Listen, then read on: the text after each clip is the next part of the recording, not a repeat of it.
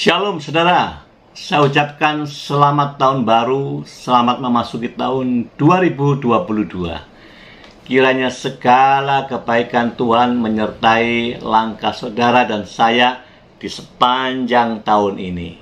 Nah, renungan hari ini saya memberi judul Nasibmu di tahun 2022. Saya percaya orang awam melihat judul ini akan beranggapan bagaimana keberuntungannya di tahun 2022. Kira-kira demikian. Nah, saudara, memasuki tahun yang baru, biasanya banyak orang yang memang ingin tahu tentang keberuntungannya. Tahun depan ini keberuntungannya apa? Sehingga tidak sedikit orang yang datang kepada ahli-ahli tentang masa depan. Mereka datang kepada peramal-peramal, ya, yang diharapkan bisa memberi apa keberuntungannya di tahun ini. Saudara, rupanya perkara ini juga menghinggapi orang-orang percaya.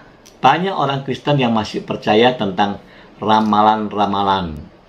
Oleh sebab itu, saya perlu menyampaikan di depan ada ayat firman Tuhan yang mengingatkan saudara dan saya tentang ramalan. Imamat 19 ayat 31. Janganlah kamu berpaling kepada arwah atau kepada roh-roh peramal. Janganlah kamu mencari mereka dan dengan demikian menjadi najis karena mereka. Akulah Tuhan Allahmu.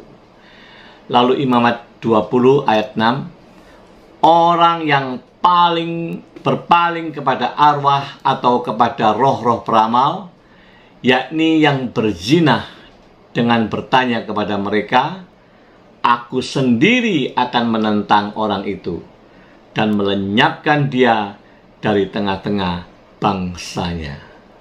Hati-hati saudara, orang percaya tidak boleh mendekat terhadap ramalan-ramalan.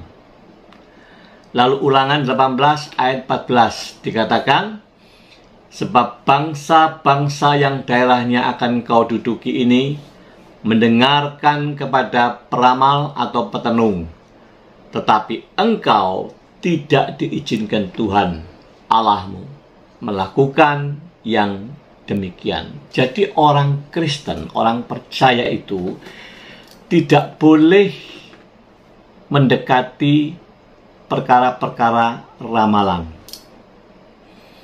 Orang Kristen itu tidak boleh percaya tentang ramalan. Ya, Tuhan melarang. Nah, saudara, mari kita bicara tentang judul nasibmu di tahun 2022.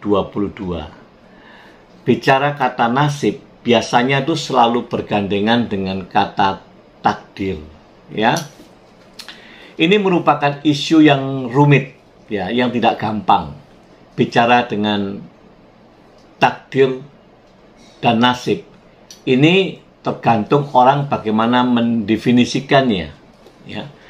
Sebab apa? Sebab Alkitab itu tidak menerangkan secara jelas kata-kata tentang nasib, takdir. Bahkan kata takdir itu tidak ada di dalam Alkitab. Ya, saudara catat, kata takdir itu tidak ada dalam Alkitab. Jadi kalau kita mau membicarakan dua kata ini, kita harus menangkapnya secara berbeda, ya. Sebab apa? Sebab kamus bahasa Indonesia, kata takdir dan nasib itu sama artinya. Takdir itu ditulis merupakan ketetapan Tuhan atau ketentuan Tuhan. Sedangkan nasib itu ditulis sesuatu yang telah ditentukan Tuhan atas diri seseorang atau takdir. Ya. Jadi sama antara nasib dan takdir itu sama. Nah, kan kebanyakan orang berpikiran nasib itu bicara tentang keberuntungan. Ya. Nah, sebenarnya bagaimana kita meresponi ini? Saya lebih cenderung mengikuti apa yang tertulis di dalam Alkitab. Ya. Daripada mengikuti pendapat yang ada yang bermacam-macam tentang pengertian takdir dan nasib. Ya, banyak berbeda-beda. Oleh sebab itu kita kembali ke Alkitab, kita cari tahu makna yang sebenarnya. Sekali lagi, kata takdir itu tidak ada di Alkitab. Ya. Nah, ada beberapa ayat-ayat firman Tuhan itu yang dianggap sebagai pengertian takdir. Kita melihat di dalam Efesus 1 ayat 4, ayat 5, dan ayat 11. Sebab di dalam Dia Allah telah memilih kita sebelum dunia dijadikan, supaya kita kudus dan tak bercacat di hadapannya. Dalam kasih Ia telah menentukan kita dari semula oleh Yesus Kristus untuk menjadi anak-anaknya sesuai dengan kerelaan kehendaknya. Aku katakan di dalam Kristus, karena di dalam Dialah kami mendapat bagian yang dijanjikan. Kami yang dari semula ditentukan untuk menerima bagian itu sesuai dengan maksud Allah, yang di dalam segala sesuatu bekerja menurut keputusan kehendaknya. Kalau kita membaca ayat ini, tidak ada kata takdir, ya. Tapi ada kata yang dipakai adalah menentukan. Nah, ini bicara predestinasi, saudara. Ya. Predestinasi ini merupakan doktrin yang menggambarkan bahwa seluruh peristiwa di alam semesta ini itu sudah ditentukan oleh Allah. Ya. Dari jauh dari awal sudah ditentukan demikian. Nah, itu doktrin predestinasi. Nah, kata predestinasi inilah yang dianggap sebagai takdir. Kan takdir itu punya pengertian ditentukan oleh Allah, ketetapan dari Allah. Ya. Nah, jadi pengertian takdir sekali lagi itu sama dengan predestinasi, yang merupakan sebuah rancangan. Ya. Lalu ada orang bertanya, kalau begitu apa yang dimaksud dengan ditakdirkan menjadi pria dan menjadi wanita? Benarkah kalimat itu? Sesungguhnya kalimat itu tidak tepat, saudara. Sebab di dalam Alkitab sekali lagi tidak ada kata takdir. Ya, di dalam Kejadian 1 ayat 27 itu dikatakan, maka Allah menciptakan manusia itu menurut gambarnya, menurut gambar Allah diciptakannya dia laki-laki dan perempuan diciptakannya mereka. Jadi bukan takdir bahasanya itu, tetapi diciptakan oleh Allah. Laki-laki dan perempuan. Bukan takdir. Oleh sebab itu, sesungguhnya kita tidak tepat ya untuk memakai kata takdir dan nasib itu. Sebab sekali lagi punya pandangan pengertian yang berbeda di kebanyakan orang. Oleh sebab itulah kita akan menelusuri bagaimana Alkitab bicara tentang dua hal ini. Ya. Jadi yang dimaksud, sekali lagi saya ulang, yang dimaksud takdir itu adalah gambaran predestinasi, di mana Allah sudah menetapkan, ya, Allah sudah menentukan segala sesuatunya dari awal. Nah, ketetapan Allah berarti ini bicara tentang kehendak Allah, ya, bicara tentang God's will, kehendak Allah. Kalau bicara ketetapan Allah, ya itulah kehendak Allah, ya, atau dikatakan itulah rancangan Allah. Orang awam menyebut itu takdir. Ya. Tapi sekali lagi kita tidak pakai kata takdir, ya. Nah, bicara kehendak Allah itu ada dua hal yang perlu kita mengerti. Satu, kehendak yang bersifat universal. Kehendak yang bersifat, ketetapan yang bersifat universal, menyeluruh, ya. Itu ada dua makna, yaitu kehendak bahwa semua orang itu diselamatkan. Itulah kehendak Bapa. Jadi kehendak universal itu, Bapa Allah kita ingin menyelamatkan seluruh manusia.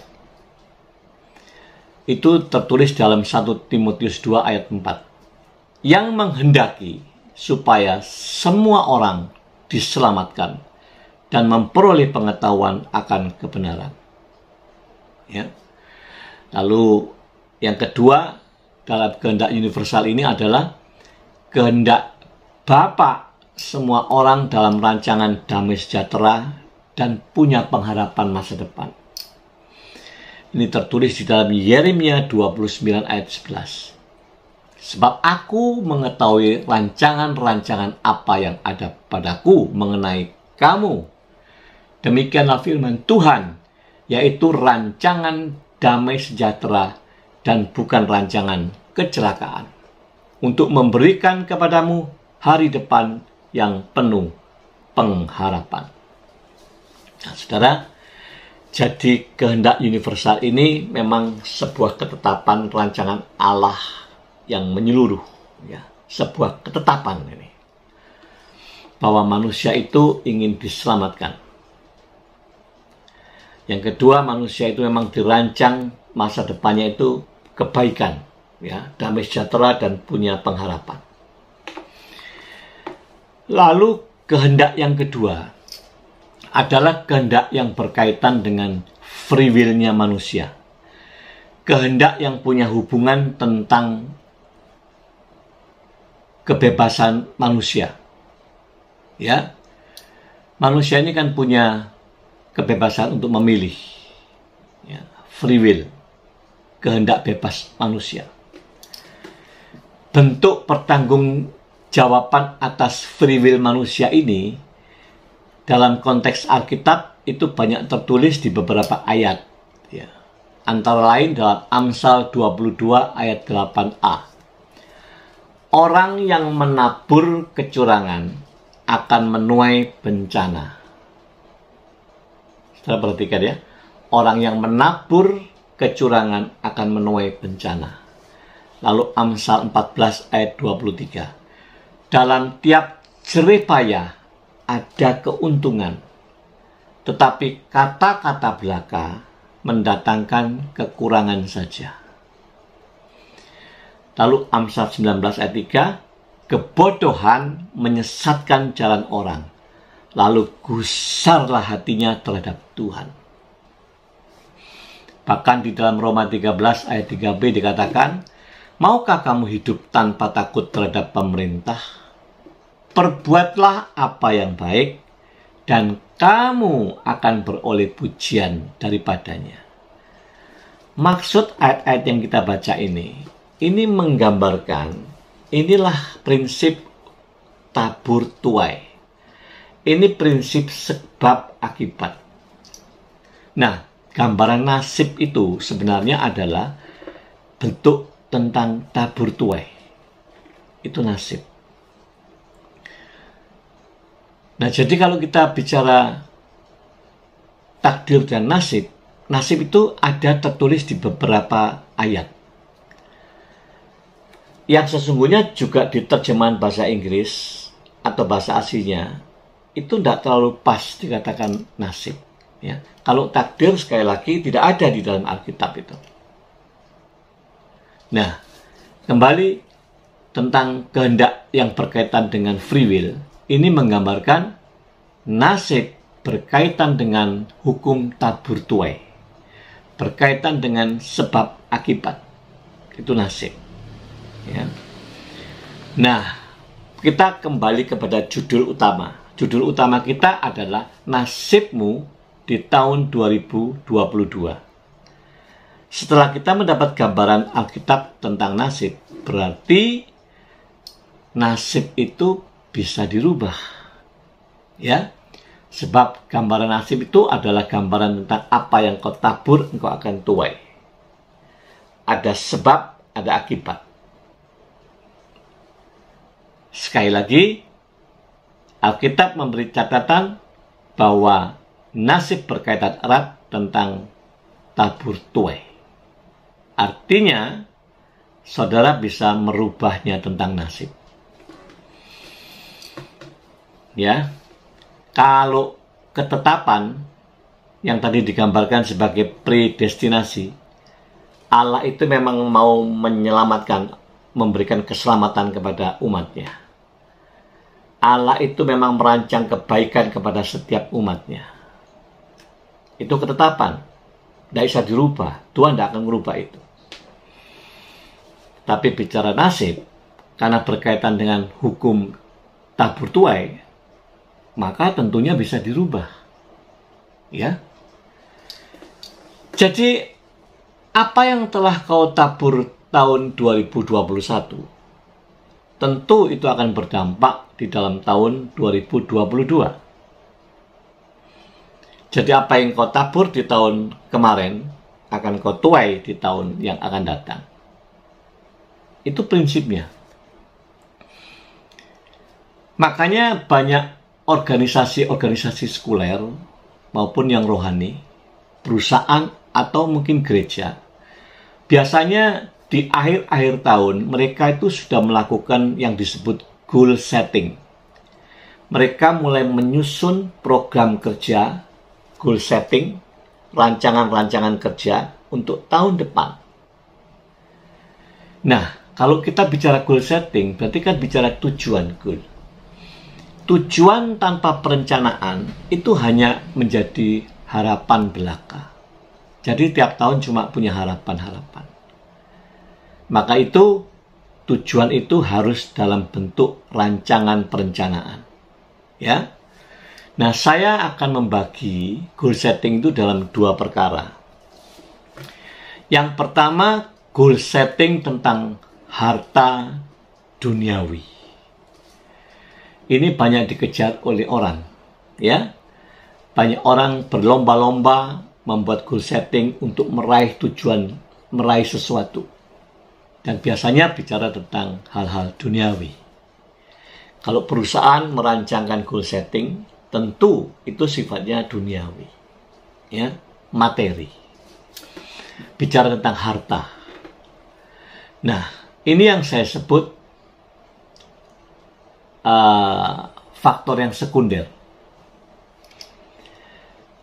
Yang kedua, itu goal setting yang bersifat harta surgawi atau bersifat rohani.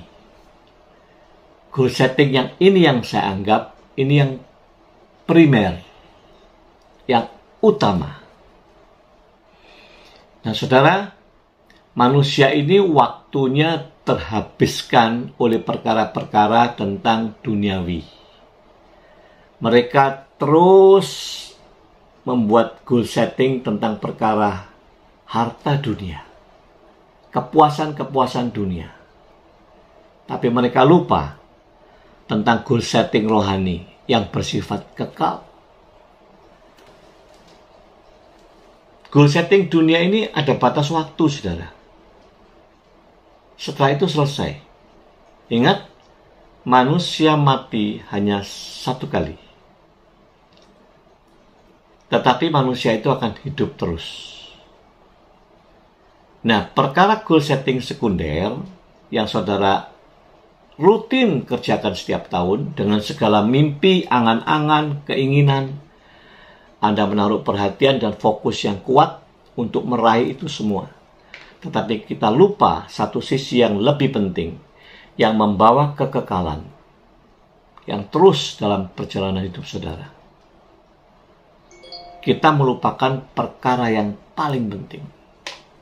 Oleh sebab itu saya mengajak saudara untuk memberikan porsi perhatian yang lebih tentang goal setting rohani, goal setting harta surgawi.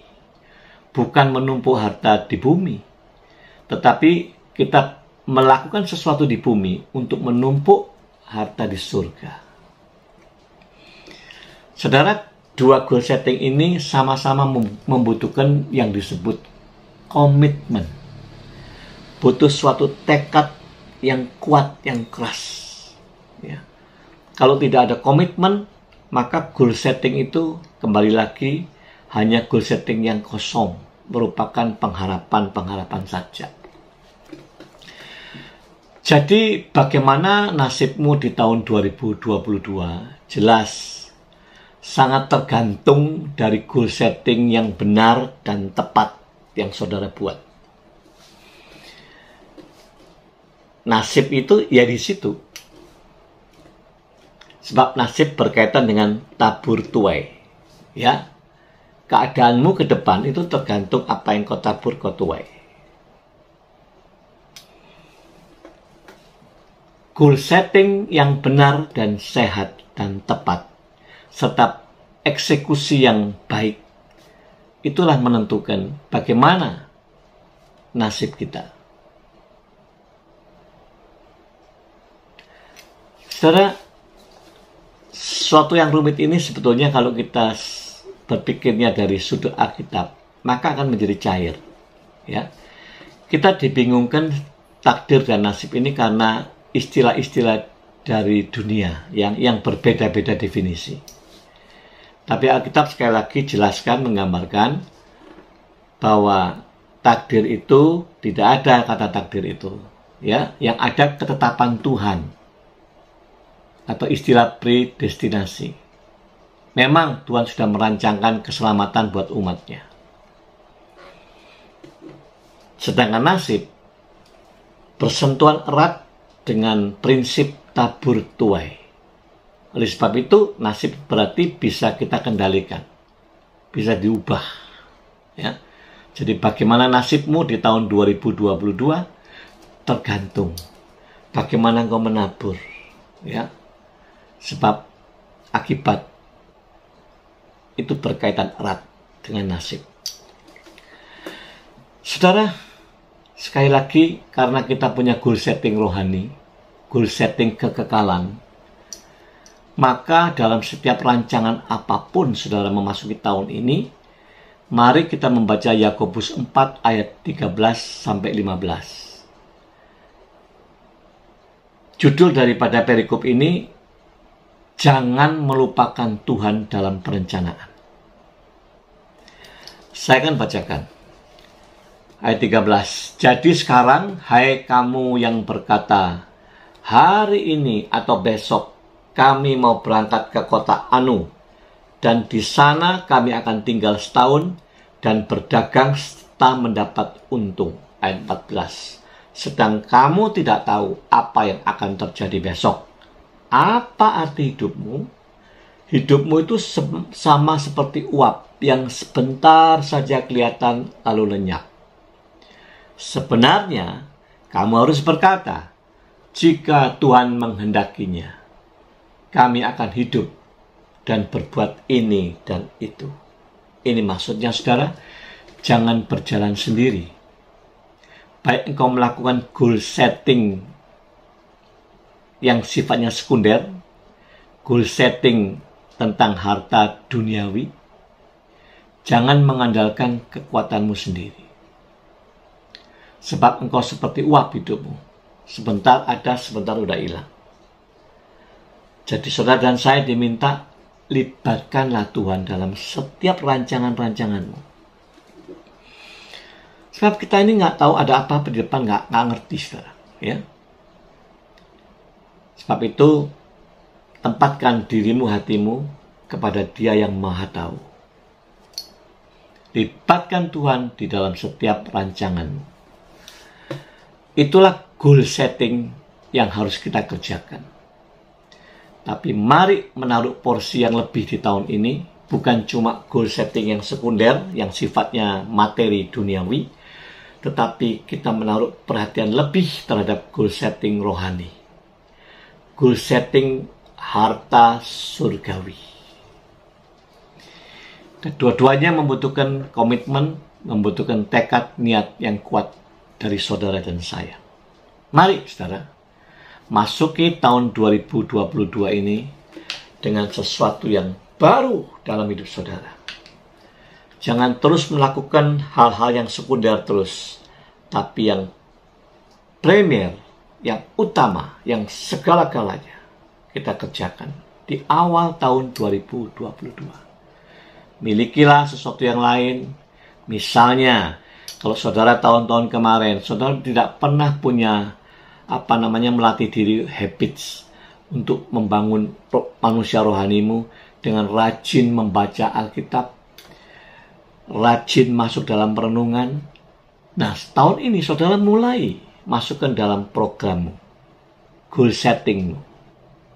Kalau saudara tahun-tahun kemarin tidak pernah melatih diri untuk puasa, masukkan dalam programmu tahun 2022 untuk membangun manusia rohmu. Dan banyak lagi hal-hal tentang rohani yang saudara bisa kerjakan. Kalau saudara tahun kemarin tidak pernah berdoa, saudara melatih tahun ini membuat jadwal berdoa. Semuanya harus dimulai dari niat, ya, keseriusan untuk melangkah. Kalau saudara tidak melangkah, Roh Kudusmu tidak akan memaksa saudara. Tapi kalau saudara mau melangkah, Roh Kudus akan siap menolong saudara.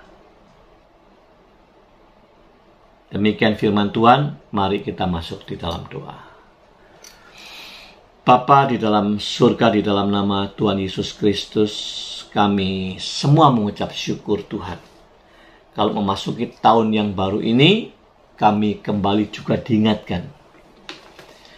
Kami manusia ini terlalu bergairah untuk membuat goal setting, membuat rancangan-rancangan, impian-impian baru yang terus setiap tahun kami setting dalam hidup kami.